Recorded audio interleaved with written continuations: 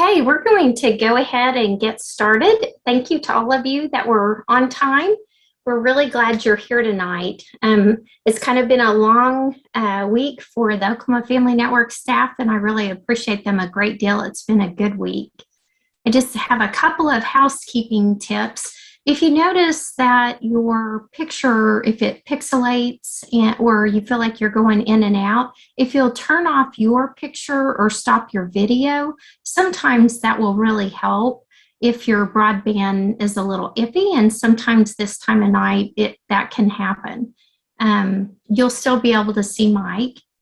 Just a reminder, if you'll put your name and your town in the chat, if you registered, you'll get a certificate for this evening.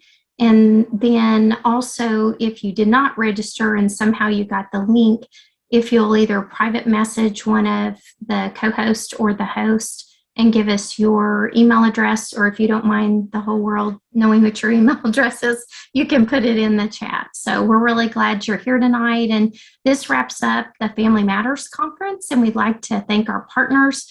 Jen Randall's on tonight from the Developmental Disabilities Council of Oklahoma. NAMI Oklahoma has been a big help, and certainly all of my staff, and then Cody Tony from Pervasive Parenting Center. Just an FYI, we'll be sending you information about another conference, a family conference that'll be going on early December, and it's being put on by the Oklahoma Children's Behavioral Health Network. So you want to make sure that you don't miss that. But let's go ahead and get started. We don't want to miss any of Mike's talk. And Mike, I have to thank you because he's actually in London. So it's like 12:30 at night, and he's being gracious and sharing with us. He's a certified corporate wellness specialist and best-selling author. So we're really in for a treat. Mike loves working with leaders who are tired of bringing the same old textbook presentations on mental health or diversity and inclusion.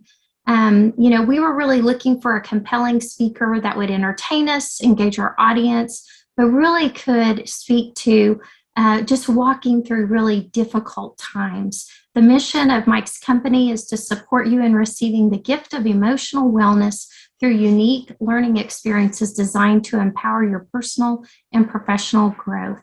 And so, Mike, we'd love for you to get started. I won't keep talking because as long as I talk, you don't get to. But thank you for joining us. Thank you for coming all the way from London. And I'm going to go ahead and let you get started.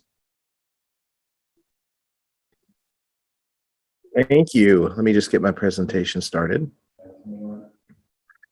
For the past 18 months, the entire world has experienced anger, grief, and fear at an unprecedented level. And people throughout the world have been experiencing mental health challenges just left and right. The statistics are going up everywhere. And of people who contracted the COVID-19 coronavirus, 1/3 of them developed mental health challenges, either as a result of what the virus did to their body, the trauma of the whole experience, or some combination of the two. So it's been a very, very difficult year, or year and a half, I should say. And I'm here to give you some hope, some help, and hopefully some entertainment. I don't know. My name is Mike Veny, and the name of my presentation is How to Find Peace in Times of Uncertainty. And I'm coming to you from London. I actually live in New York, but I'm here in London. It's 12:30 something p.m. I took care of myself today, so I'd be ready for this. I got me a little coffee right here, so if you see me drinking this is me keeping it going. And I have to actually be up in a few hours to fly to Scotland. But travel is a big part of my life, and it's interesting because you're going to hear I struggle with mental health challenges, but I also have to practice self-care with this crazy life that I lead right here. So we're going to be talking about that. A few things before we get started. I'm a certified corporate wellness specialist. I really don't know what that is. I just knew that it would sound cool if I took the exam and passed. So I passed, and I'm a corporate wellness specialist. And my company is accredited by IACET, the International Accreditors for Continuing Education and Training. And that's me standing there with my arms folded. Disclaimer, I'm not a mental health professional. I'm just Mike with mental health challenges. So if you get triggered by anything that I say, I encourage you to talk to a mental health professional. I'm going to be talking about some heavy stuff. I like to keep things real, and you're going to be getting a very real experience today. So I just want to remind you that as we navigate forward. Sorry, let me just fix one thing there. Okay. Mike, we don't see your screen yet. Oh, you don't see my screen yet. Yeah, we're just Okay. seeing you. You're seeing me. Oh, We are seeing you. I'm showing you slides, and how's There we that? go. You got it. Okay. There we go. Okay. So yes, let me show you that's me and my muscles. And there's my picture. But there is the disclaimer right there, just so you see that. Here's what we're going to go over today. Just want to give you a quick tutorial of what you're going to experience. We're going to learn about the importance of prioritizing stress management. We're going to identify 3 simple techniques to handle stress in minutes, 3 exercises to relieve anxiety and obsessive thinking, and 3 inspiring strategies to cope with loneliness and grief. But I would like to warn you about something beforehand. I've been a presenter for 10 years. I've been speaking for 10 years. I do this stuff all the time. Sometimes I give 3-hour presentations, but I want to be honest with you. This is my 4th presentation where I'm using PowerPoint. So I am brand new to PowerPoint and slides. This is very weird for me. So I don't know what you're about to see right now. I just kind of put this together, and we're going to have some fun and see where it goes here. So let's start with hamsters. That's a hamster right there. That's a pretty cool hamster, strong hamster. The reason I put up that picture of that hamster is because he reminds me of my hamster. My hamster, his name was Richard. He died about 10 years ago. And he was a little dwarf hamster, about this long. And I'll never forget him. I mean, he had some anger management issues. Hamsters have mental health challenges, by the way. That's a whole nother conversation. One day, my little hamster had something in his eye. He was squinting like this. And I didn't know what to do about it, so I took him to the veterinarian. It's my first time ever going to a veterinarian. They're expensive, by the way, really expensive. They charged me $100 to weigh my little hamster in a cereal bowl, but whatever. I needed to get his eye situation dealt with. So the veterinarian put on rubber gloves and held my little hamster and tried to figure out what was going on. And my little hamster, Richard, bit the veterinarian like that. And I thought it was kind of funny, actually. And I don't think the veterinarian did. So the veterinarian had to leave the room and get a nurse to come in and help out restraining my hamster. So now you have 2 grown adults restraining my little 2-inch hamster like this. And my little hamster, Richard, ends up biting her. She stormed out of the room, was in the hallway talking smack about my hamster, how she's not going to go back in the room with that hamster. So part of me is thinking my hamster's really cool. The other part of me was getting a little bit nervous here. I didn't know what was about to happen. And finally, they got 3 grown adults to restrain my 2-inch hamster. 3 grown adults to restrain my hamster. And at that moment, I pulled out my phone and took a picture of it. That's my hamster right there getting restrained. And I took that picture because I promised myself that day that I never want to go back to the veterinarian ever again. Because seeing my hamster get restrained like that reminds me of being in the mental hospital. And I have to think about that every day. When I came to London, one of the first things I had to do was just figure out where the local mental hospital was, just in case. Because at any moment, I could end up there. I've been struggling with mental health challenges for my entire life. And the only way I can describe it to you is by describing something I love dearly in this world, food. If you want to be my friend, you got to like food. And I want you to picture an oven, not like a regular home oven, but an industrial strength restaurant oven with 4 burners. And typically, on the top right burner, simmering in a frying pan, is my obsessive compulsive disorder. Right now, as I'm trying to talk to you and give this presentation, I'm obsessing about some things. I'm having a hard time focusing. On the bottom right burner is my anxiety. I don't know how I'm coming off to you right now, but I feel the anxiety in my chest as I'm trying to speak to you. On the top left burner is my depression and anger. I could snap at any moment. But on the bottom left burner is a stock pot. And I can take the ingredients from each frying pan, put it into the stock pot, close the lid, and turn up the heat. That's a problem waiting to happen. And if you're following me closely, the kitchen I'm talking about is not in my home. It's in my head. I'm in the kitchen right now. But it's kind of cool in certain ways. It's like a fun house because right over there's a curved mirror and a slanted mirror right there because everywhere I look, everything's about me and it's distorted.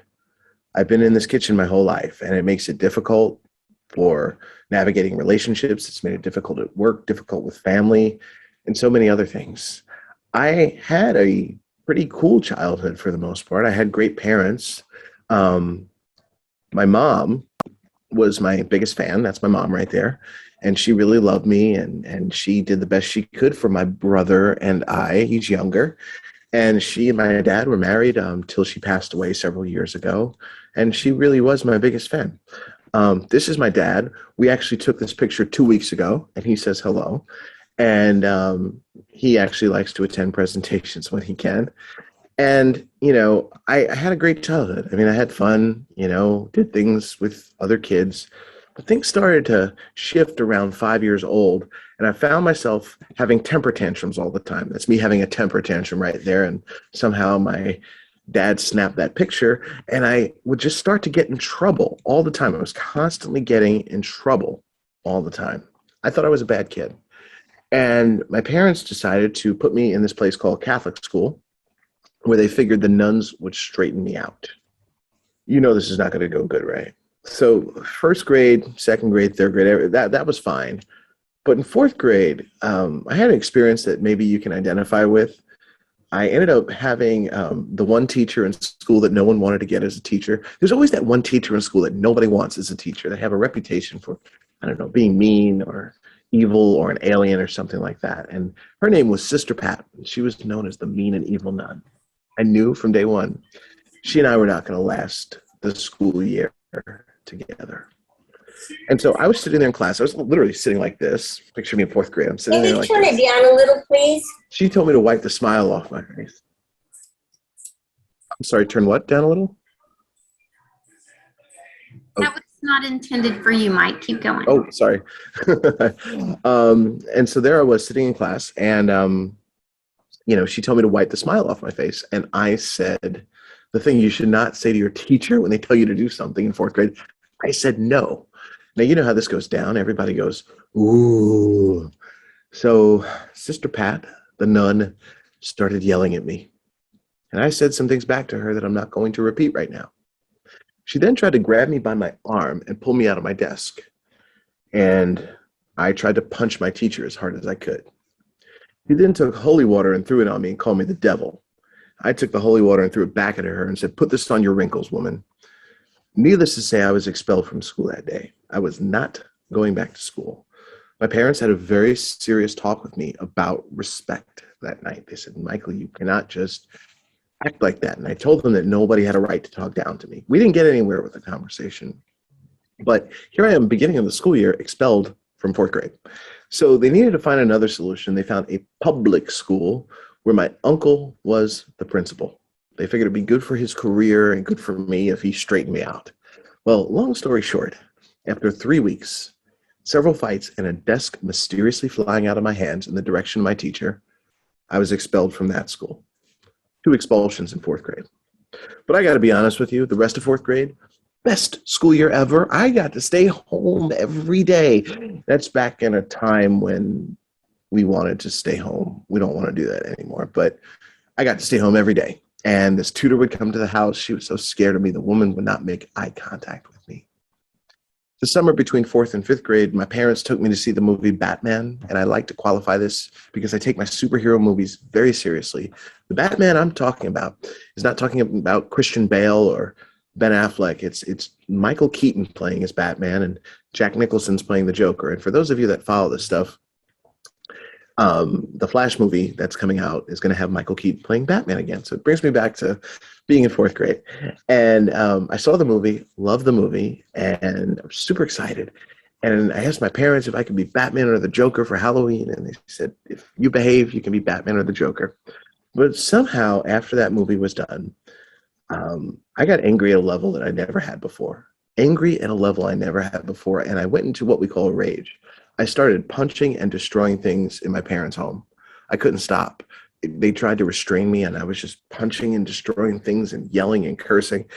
And I was just angry, and nothing could stop me. And the next thing I know, I was put in a mental hospital. And I just want you to know that it's a scary place, even thinking about it now, being a kid in a mental hospital. It's a very scary place. After 3 weeks, I learned the secret to getting out of the mental hospital. There's a secret. I should probably not tell you this, but I'm going to tell you the secret. If you're ever in there and you need to get out fast, You have to convince them that you have coping skills, and they let you out. That's what I did. Convinced them, they let me out, never going back there. In fifth grade, I was put in special education. I probably had the one teacher in school that I never messed with. Saw this woman a few years ago. She's about 5 feet tall. She still scares me. I keep my distance. So the thing is, for the most part, I behaved in her class. Sometimes I acted out, but for the most part, I behaved. And I actually found a way to annoy her. I would actually tap on my desk and play drums on my desk. Loved doing that. Eventually, they let me go into the drum class. I got to be honest with you. Holding drumsticks for the first time and hitting a drum was the best feeling I ever felt in my life. I think about it every day. And I travel with drumsticks even when I'm not drumming nowadays. And I just sometimes grab a drumstick and just hold it and hit it. And it just feels so good.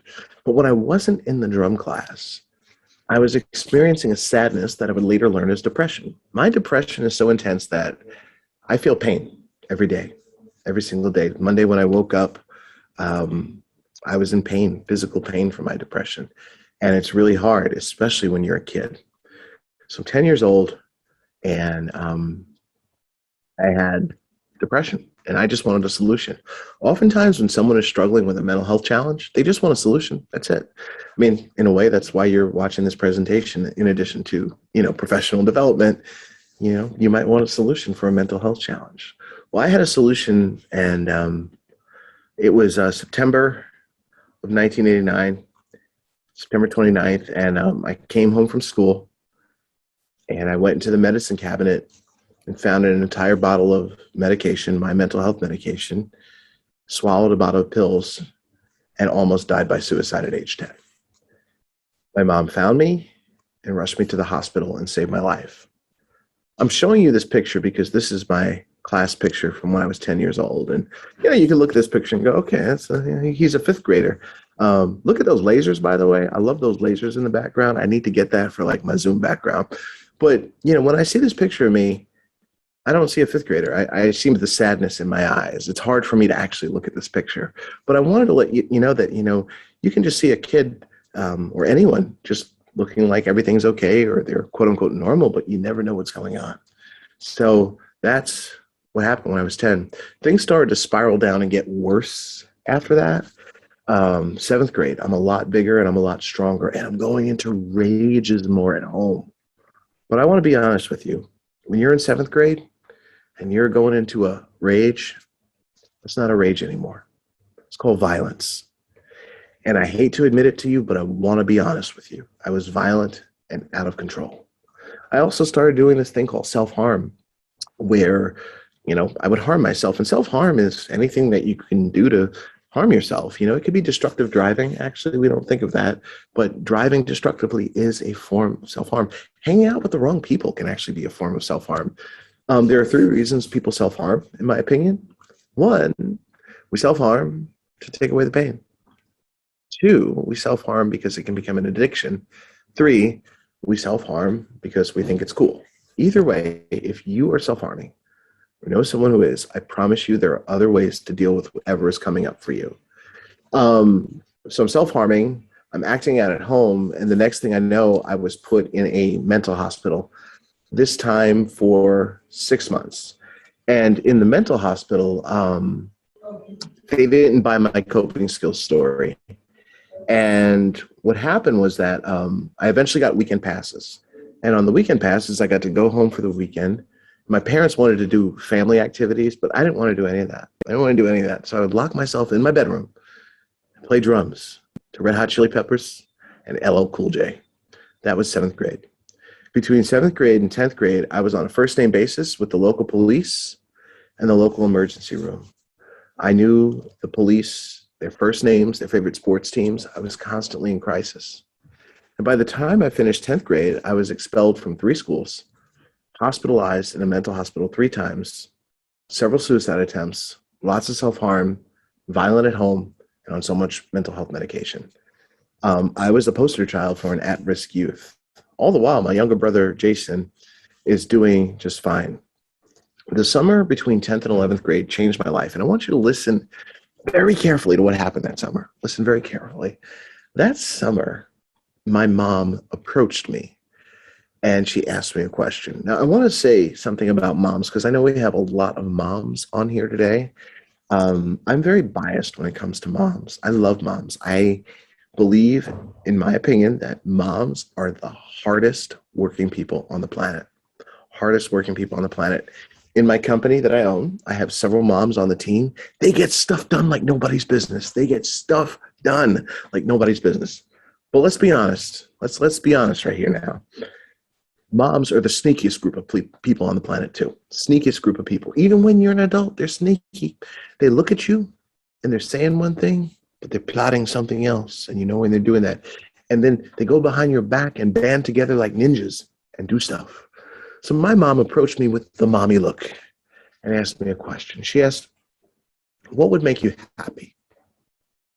I knew this was a mommy trick. I said, "What do you mean?" She said, "Just please answer the question." So I thought about it and thought about it. And I told her the only thing that would make me happy is playing the drums. That's all I want to do is play drums. Nothing else is going to make me happy. So she looked at me with the mommy look and said, "Thank you so much for telling me," and walked away. Now, I'm the most impatient person on the planet. You cannot leave me hanging like that. And I knew she was up to something. For the next several days, she was in her bedroom on the phone, making phone calls, talking about me, pulling mommy tricks behind my back. So finally, I confronted her and asked her what was going on. And she told me that she found a performing arts high school for me that would allow me to play drums most of the day. I'll never forget going into this performing arts high school. I was 16 years old. I was about 75 pounds lighter, playing drums, and I had hair. Look at that hair right there. I miss that hair. I think about that hair every day. And there I was amongst my fellow artists.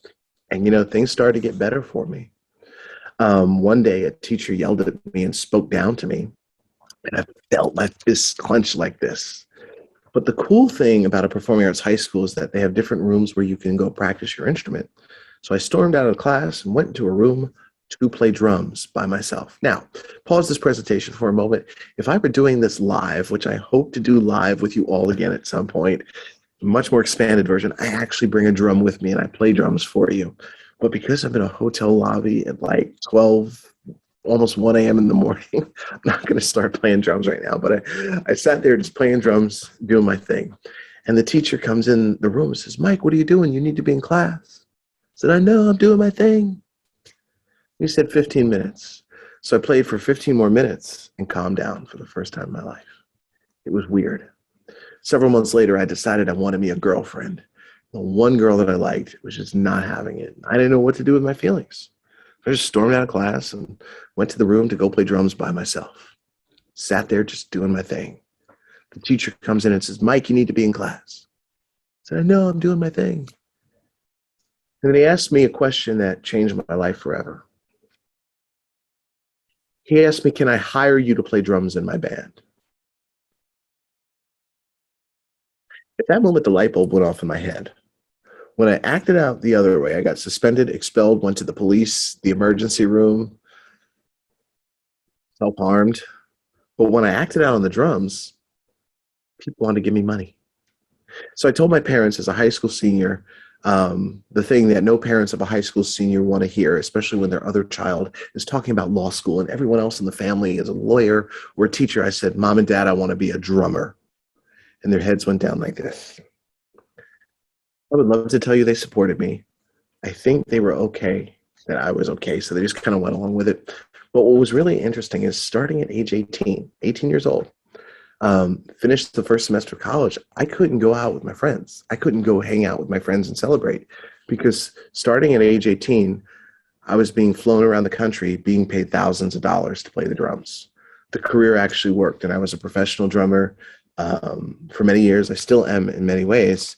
And now I actually own a company where one of the things that we do is corporate drumming. I get to actually do drumming with adults in the workplace. It's kind of cool. Like I bring my drums into the workplace with adults, people in suits, and they sit in a circle. They play drums with me. They get sweaty and happy, and they pay me. Like literally, that's my job, like a grown-up kindergartner. I love doing it. And the pandemic took it away for a little, but I'm glad I'm doing it again. One of the groups that I got to work with is the Wounded Warrior Project. This is their physical health and wellness team.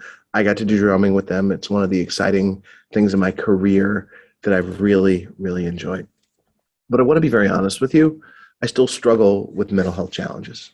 I still struggle every single day with mental health challenges. And like many of you, when the pandemic came around, I mean, we were all hit with this thing.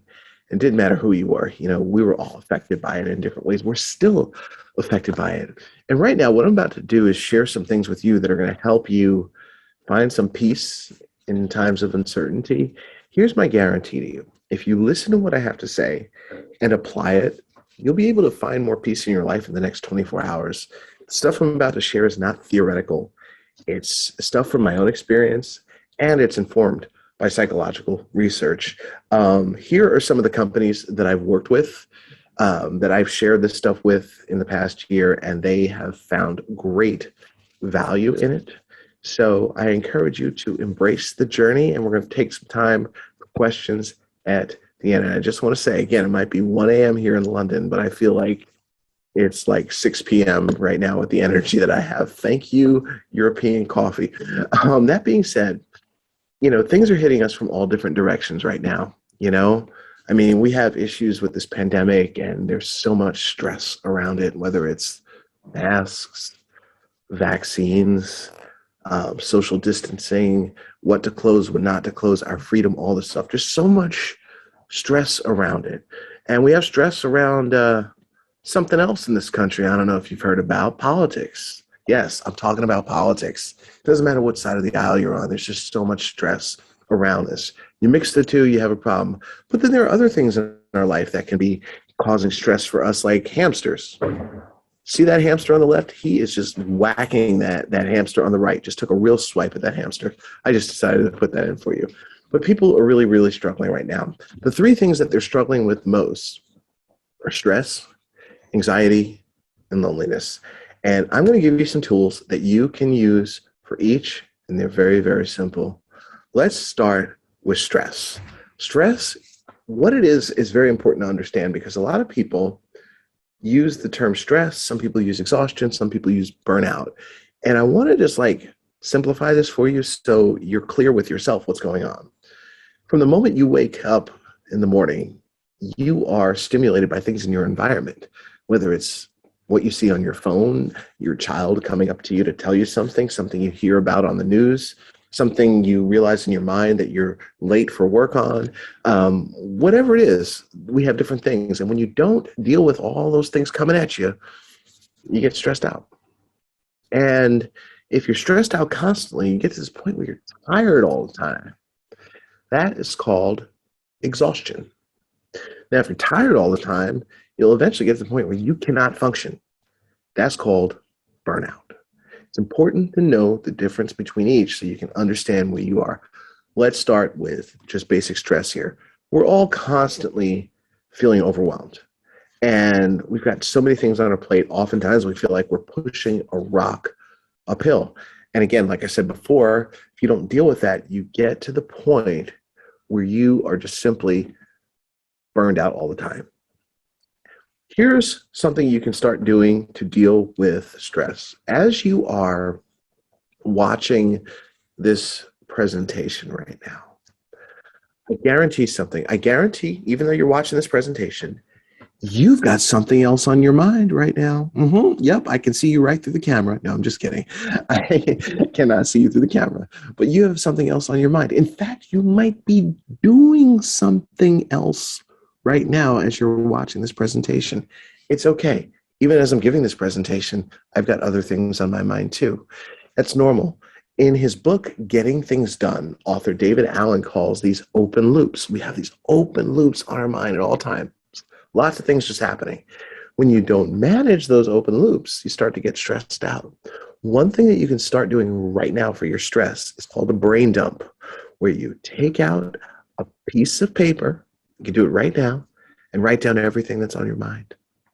It's not just things you need to do. It might be ideas that you have.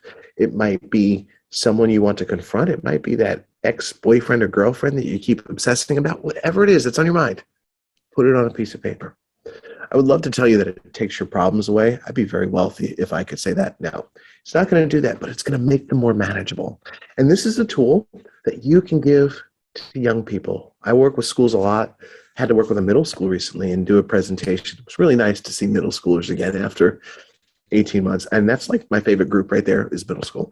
And I shared this with them and they all resonated with it. This idea of writing down everything that's on your mind. You don't need to even worry about journaling if you don't do that. So I challenge you to start taking out a piece of paper and doing a brain dump.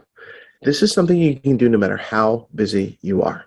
Now, another thing that you can do if you are busy is learning to sit with your feelings. And by the way, I took this picture right here when I was having a really rough day. Someone took it of me. I was really in a bad place mentally. And I couldn't even replicate that picture if I had to right now. But I want to share about 3 questions you can ask yourself throughout the day. 1 is, what am I feeling? 2, where is it located? And 3, what do I need right now? Let me break down each. What am I feeling? Ask yourself that right now. What are you feeling right now? You might not know the answer. 90% of the time I ask myself, I don't know the answer either. But by simply asking that question, you start to gain awareness around your feelings. Second question, where is it located? There's a great book that has been popular in the world of mental health called The Body Keeps the Score by Bessel van der Kolk. In this book, he talks about the fact that we store emotions in our body. So when you're angry at your friend and you feel it in your chest, it's not just in your mind, it's actually in your chest too. Learning to locate where the feeling is so important. Back to Monday, I was struggling. I woke up, asked myself, what am I feeling? Heavily depressed, very, very anxious. It's off the charts. Where is it located? I noticed for me it was in my stomach, the lower part of my stomach. Interesting. Just doing that gave me some awareness. The third question, what do I need right now? You might need a glass of water. You might need to get off the computer. You might need to get off your phone, get off social media. I don't know. Maybe you need a hug. But by simply asking yourself those questions, you start to gain awareness around your needs no matter how busy you are. So if you're going to sit there and tell me that you have no time for yourself, you got no excuse at this point. These 3 questions you can ask yourself throughout the day, challenge you to ask yourself right now, and maybe write down the answers on your brain dump if you decide to do one. So again, we have, what am I feeling? Where is it located? And what do I need right now? These are super important for self-care each day. And the other thing is a brain dump. I want to talk to you about castles because, I don't know, I just saw this cool picture of a castle and I'm showing it to you. I used to love castles when I was a kid. And the thing I remember about castles that inspired me showing you this picture is they always had this thing called a drawbridge. There's a body of water around the castle called a moat. And the moat was there to protect people from just coming up in the castle. Like you couldn't just go there. So back in the day, like if I were coming up to this castle, I'd say, hi, can somebody let me in? And somebody would come on the roof and go, who goes there? And I'd say, I'm Mike Veny, the mental health speaker. And I don't know, if they thought I was cool, they would let the drawbridge down for me. If they didn't, they might throw spears at me or something. I don't know what they did back in the day, but that's my recollection of what I learned about castles. But here's the point. The castle has to be intentional about who they let the drawbridge down for. We can learn a lot from castles because there's something that all of us are letting the drawbridge down for. It's this device right here, your mobile device. People have told me throughout this pandemic that they are stressed out by social media and the news. I want to be very honest with you here.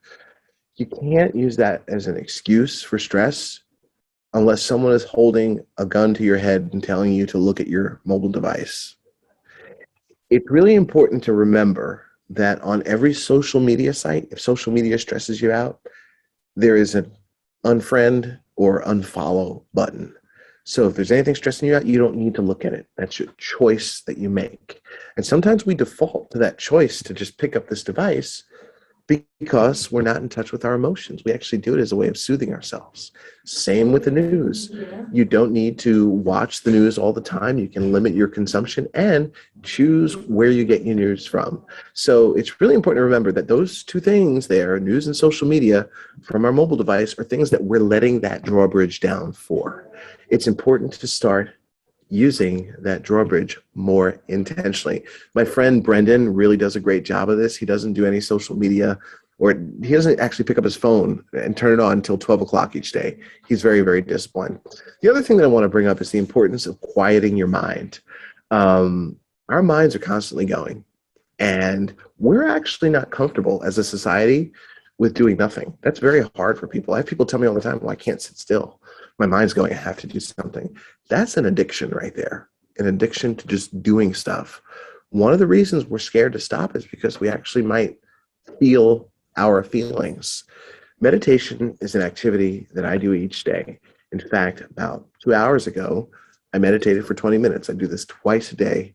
It's so important to get into the habit of doing it. If you've never done it before, it's okay. And if you're one of those people who says, well, I've tried it and I can't concentrate, guess what? None of us can. It's not about doing it perfectly. It's about simply just trying. And over time, it gets better and it becomes something that you start to look forward to each day. So it's important to learn to quiet that mind. So these are some of the things that you can start doing for stress. Next, I want to talk to you about anxiety. Now, anxiety is something I struggle with. We've all been fearing a lot of fear. Here are some quick things that you can start to do for your anxiety. The first, I probably should not talk about this right now because it's like 1 a.m. in the morning here and I cannot do anything about this. And I was debating if I should bring this up because it's a very risky topic, but I think I need to. There's a restaurant in the United States of America called the Outback Steakhouse. Have you heard about this place? If you have, please let me know in the chat. If you've heard about the Outback Steakhouse. They have this dish up at the Outback Steakhouse called the Bloomin' Onion. I don't know if you've ever seen this thing, the Bloomin' Onion. And for those of you that have never really seen it, this is a picture of it. What they do is they take a giant onion, they pierce it down the middle, and they deep fry it. It comes out, and everybody looks at it in the restaurant. It gets to your table and disappears in like 2 minutes. This thing is so good. I'm making myself so hungry talking about this. But here's the thing. When you see that Bloomin' Onion right there, you see the layers an onion has. However, you and I both know an onion has layers. But when the Bloomin' Onion comes out, you get to see the layers. You and I are no different. We have many layers. There's what you know about yourself, what you don't know about yourself, and what you didn't know that you didn't realize that you didn't know about yourself. That's where therapy and counseling come in. It's important that you start going to therapy or counseling if you're not already. Oftentimes people think, well, I don't need therapy because I'm not in a bad place. Let me clarify something here. Going to therapy or counseling is not something you do when you're in a bad place. It's something you should always do to learn about yourself. It's an opportunity for growth. If you've been to therapy or counseling before and you're thinking, well, I don't want to go back because I don't want to share my story again, guess what? That's usually a sign that you need to go back and share your story. I encourage you to keep that Bloomin' Onion image in your mind as you think about therapy or counseling for yourself and others.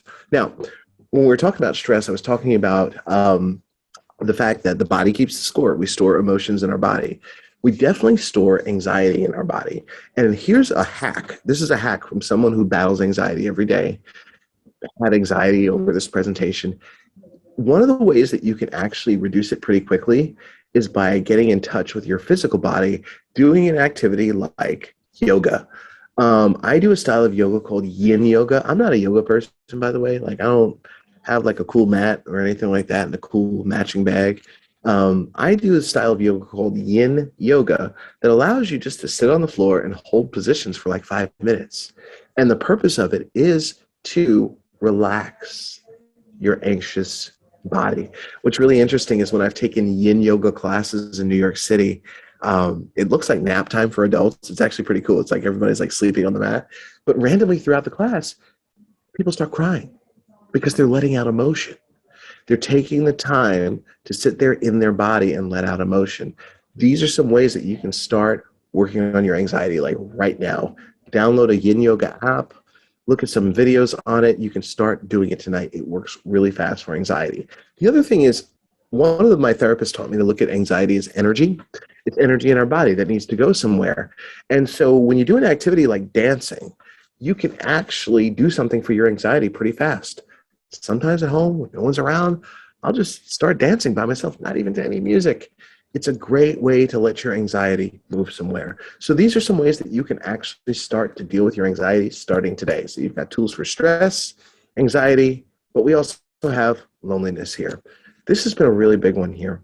And loneliness can happen even if you are in a home with many people. Even if you're happily married, you can feel lonely. But I want to share some things with you that I think will really help you with loneliness, no matter who you are. One of the best ways you can deal with loneliness right now is to actually help someone else. Help someone else who's struggling. One of the ways that I managed my mental health during this pandemic was I created lots of YouTube videos and courses to help others, help me deal with loneliness. I also was there for many friends who were struggling. When someone is struggling with a mental health challenge, how do you know? There are some ways to tell. These are called the 3 outs, kind of like in baseball, 3 outs and the inning's over. The 3 outs are out of character, out of nowhere, and out of the group. Let me explain each. Out of character, if you have someone in your life who's behaving out of character, meaning maybe they're not showing up on time like they usually do.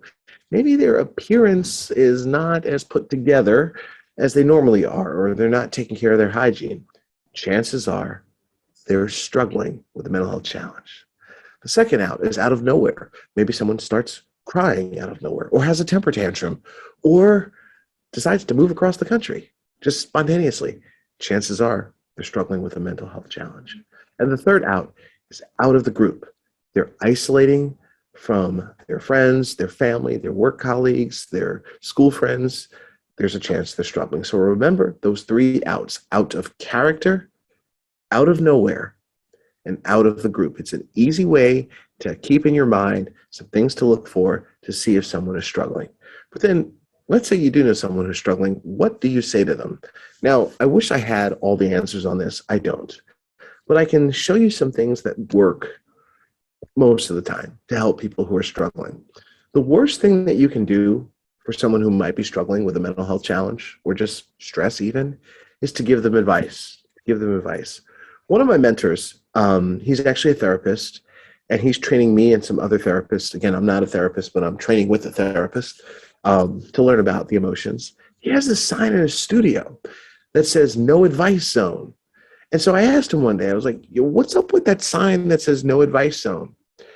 And he said, Mike, let's talk about this with the group. So we're all like paying attention now.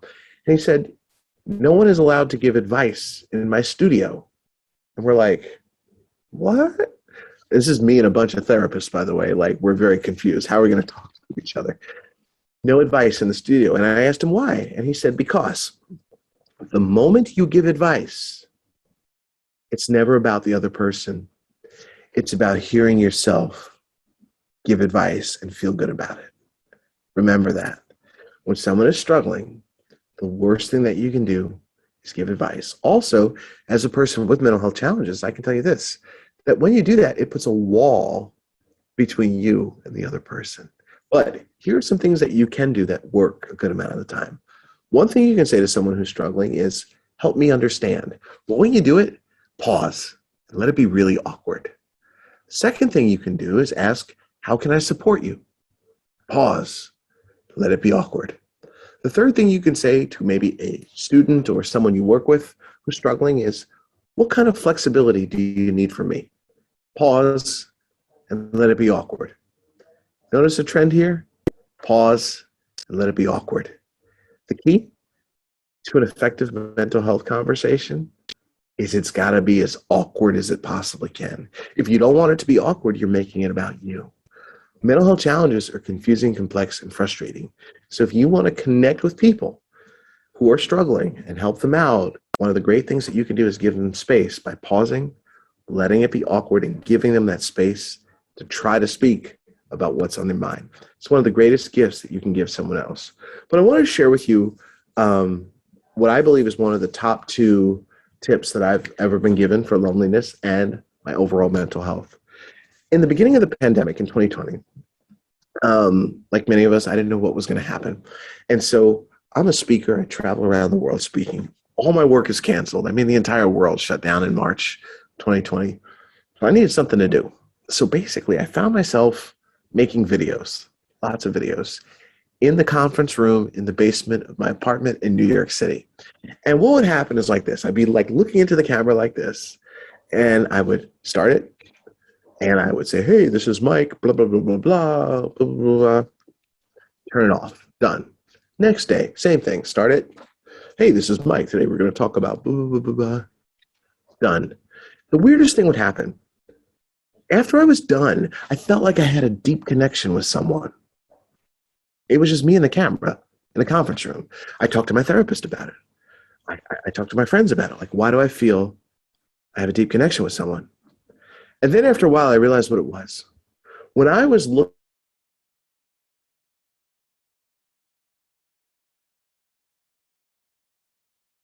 and seeing your humanity. And as I'm doing that right now, I hope you feel that. I think it's one of the most important things that you can do for your mental health, especially as we have so many remote things happening. Taking a few moments to simply look into the camera and imagine looking into the person's eyes and seeing their humanity. They will feel that on the other side. And it's a great way to bond with people during this difficult time. Now, please don't be weird and like stare the whole time. That's creepy. We don't want that. But just taking a few minutes to do that is so important. And you know what? I want to be honest with you. As we transition more into in-person stuff, more and more, look into people's eyes and see their humanity. It's one of the greatest ways to connect with another human being. This pandemic took away three things that we've had since the beginning of time. It took away the hug, the handshake, and the ability to see someone's facial expression. We need to do everything we can right now to bring back connecting. And this is one of the best things that you can do for it. Learning to take a moment to look into someone's eyes and seeing their humanity. So those are some things that you can do. One of the things I want to finally share with you is that I've given you some tools here for stress, anxiety, and loneliness. And before we go to questions and stuff, we're going to wrap up here. But I want to ask you to do an assignment for me. I want to give you some homework. I would like to know from you, what's the one thing that you are going to take from this presentation and start applying in the next 24 hours? I'd like you to find me on LinkedIn, send me a message, and let me know what that is. It might take me a week or so, but I will definitely get back to you. If you have any questions, you can always ask me there. But I want to go back to hamsters. I don't know. I just decided to put that picture there. Hamsters make really great pets. But you know what? I've gotten a little more evolved, and I have graduated to a dog. That's my dog, Pippin, right there. He's a Shih Tzu. Fortunately, he's not here with me in London. He's with the babysitter in New York. And Pippin and I, during the beginning of the pandemic, were walking on the beach in New York. I had some coffee, and I started thinking about the work that I do. I've been very fortunate to do this work around the world, and I didn't know what was happening. And I didn't know, when I'm going to die. I mean, I'm healthy now, but you never know when you're going to die. So I started thinking about the fact that I got to help so many people, and I want to keep that going long after my death. So Pippin and I were walking on the beach, and at that point, I made a decision to do one of the hardest things I've ever done in my life, and that's get my company accredited by the largest governing body in the world for continuing education, IACET, the International Accreditors for Continuing Education and Training. It was a long year. It was very intense and very stressful at times. But I'm proud to say that on my birthday, April 22nd, I was at the doctor's office, because that's what you do on your birthday in a pandemic. You go to the doctor's office. I looked at my phone and learned that my company had received IACET accreditation. So now most of my programs give continuing education. We're coming out with lots of video courses that you might want to check out. On my website, I have a self-care course that a lot of people have found very, very helpful. You're stuck with me teaching you some of the things you learned today and some more. And in closing, I want to share with you my social media. Find me on social media. Reach out to me. If I could ever be of help to you, let me know. And I'm a presenter. I give presentations like this all over the world, virtually and in person. So reach out to me if I can be of help to you. But in closing, I want to share what I think is the most important part of this presentation. And if you got nothing else from this presentation, I need you to listen to this one thing. I need you to listen very carefully to what I'm about to say, because this is the ultimate key to finding peace in times of uncertainty. The first thing I said when I started my presentation was for the past 18 months, the entire world has experienced anger, grief, and fear at an unprecedented level. Anger, grief, and fear. We don't like to talk about those emotions. We don't. In fact, I've heard many people refer to them as negative emotions. We don't talk about them. But I want to share a secret with you, and I wish someone would have shared this secret with me because it would have made my mental health journey so much better. And the secret is this: anger, grief, and fear are three of the absolute best emotions you could ever have, and you need them for success in life, and you need to start chasing them. Let me explain how. Let's start with fear. We've all been feeling fear. Fear has been the theme of the past 18 months for everyone. Fear, when you don't deal with it, becomes anxiety. If you have anxiety, it's going to make it a lot worse.